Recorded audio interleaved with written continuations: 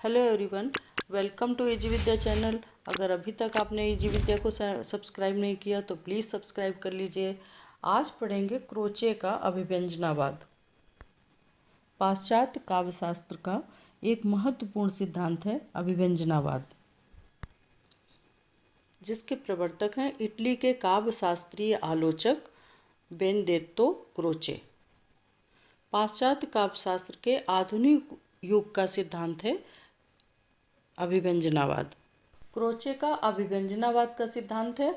Croce का पूरा नाम है बेनेडेत्तो क्रोचे। इनका सिद्धांत है एक्सप्रेशनिज्म। इनका जीवन काल 1866 ईस्वी से 1952 ईस्वी तक है। अभिव्यंजनावाद का इटली, जर्मनी, ऑस्ट्रिया से प्रादुर्भाव हुआ। मुख्यतः ये मध्य यूरोप की चित्रमूर्ति शैली है। अभिव्यंजनावाद एक आधुनिकतावादी आंदोलन था जो 20वीं शताब्दी के आरंभ में जर्मनी से आरंभ हुआ था। बेनेडेत्तो क्रोचे प्रसिद्ध काव्य दार्शनिक थे।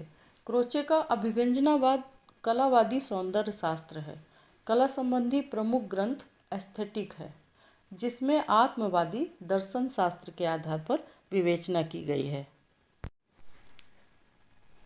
1900 में एक संगोष्ठी में पढ़े गए निबंध में मूलभूत अभिव्यंजनावाद की अवधारणा को व्यक्त किया गया था। ये एक कला सिद्धांत है।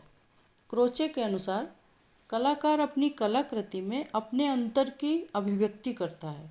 ये अभिव्यक्ति बिंबात्मक होती है, जिसका स्वरूप उसके अभय में विद्यमान रहता है।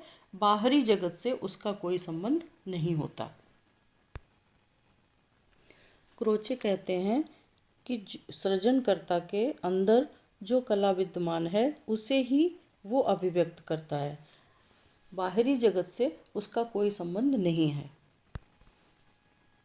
1902 ईस्वी में एस्थेटिक ग्रंथ प्रकाशित हुआ था, जिसे हिंदी में सौंदर्य शास्त्र कहा जाता है।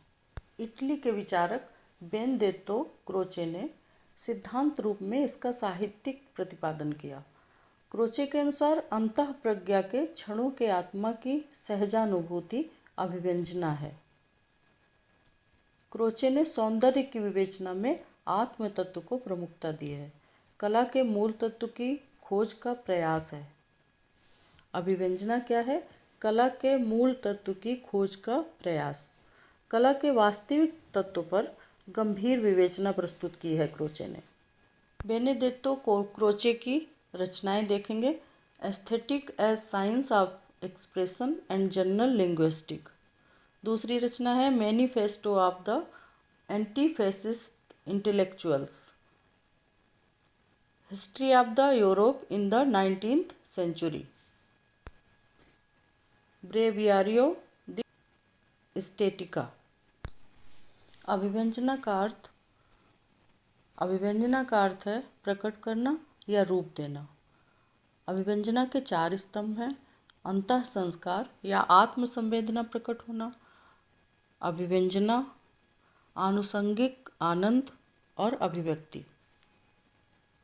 अभिव्यंजना की 2 प्रवृत्तियां मानी हैं क्रोचे ने, ज्ञानात्मक और व्यवहारिक। ज्ञानात्मक प्रवृत्ति को उन्होंने प्रमुखता दी है।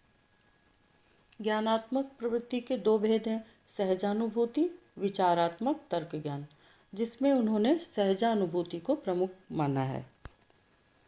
सहज ज्ञान मानव मन की सहज प्रक्रिया है।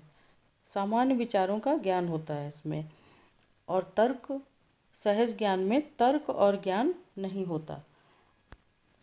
क्रोचे ने तर्क ज्ञान में तार्किक ज्ञान को अभिव्यंजनावाद में स्थान नहीं दिया है। उन्होंने कहा जहाँ तर्क है वहाँ सहजानुभूति नहीं हो सकती, इसलिए सहजानुभूति को ही उन्होंने प्रमुखता दी है अभिव्यंजनावाद में। दूसरा है व्यवहारिक ज्ञान। अपने अनुभव से अर्जित किया ज्ञान व्यवहारिक ज्ञान होता है। आर्थिक और नैतिक 2 स्तंभ माने हैं इसके।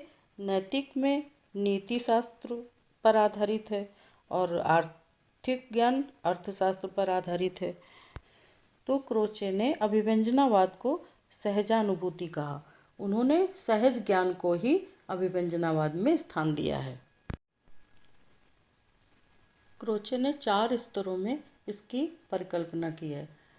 अंतः संस्कार या आत्म संवेदना प्रकट करना।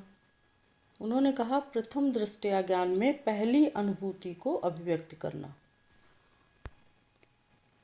जो सहजता से अनुभूति उत्पन्न हो उसे ही प्रकट करना।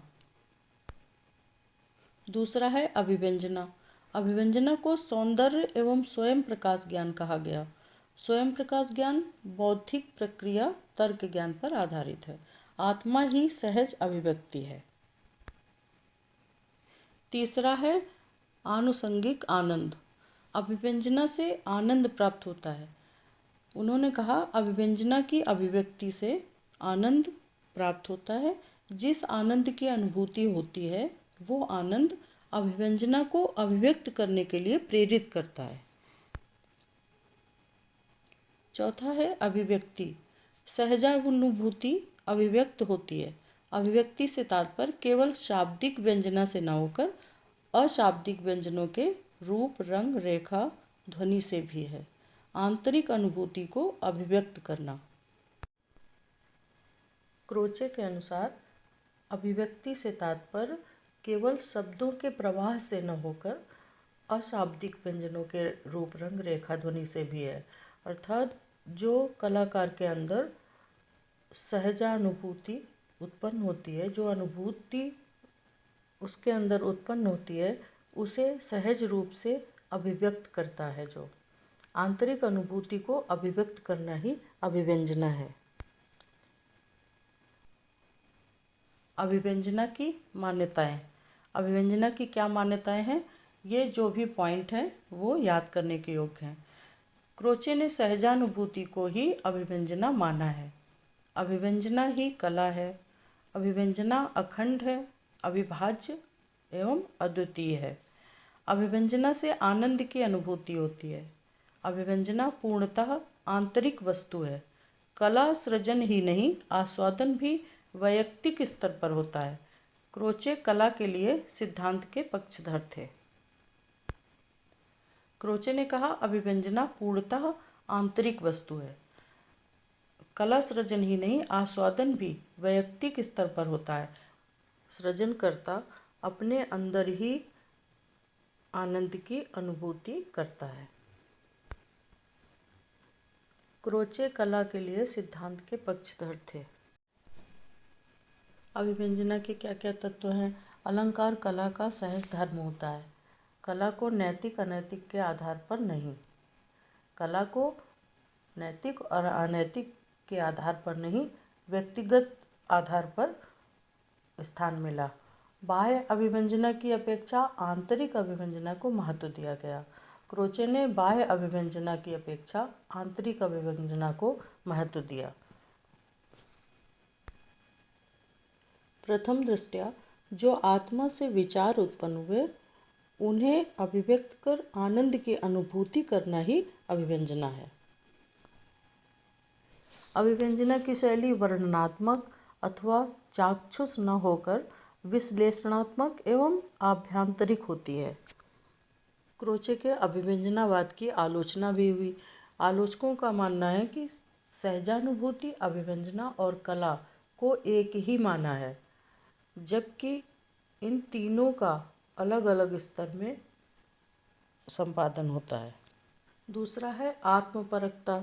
आलोचकों का कहना है कि इसमें कोई भी रचनाकार अपने हृदय में ही इसकी अभिव्यक्ति करता है और सहजानुभूति से आनंद प्राप्त करता है।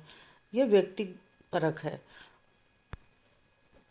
आत्मपरकता की आलोचकों ने आलोचना की है। तीसरा है कला सृजन और आस्वादन को एक ही मानना, अर्थात जो सृजन करता है वही आस्वादन करता है। इसकी भी आलोचना की गई है। आचार्य रामचंद्र शुक्ल ने अभिव्यंजनावाद को वक्रोक्ति का विलायती उत्थान कहा है। उनका मानना है कि अभिव्यंजनावाद कुंतक के वक्रोक्ति संप्रदाय के समान है।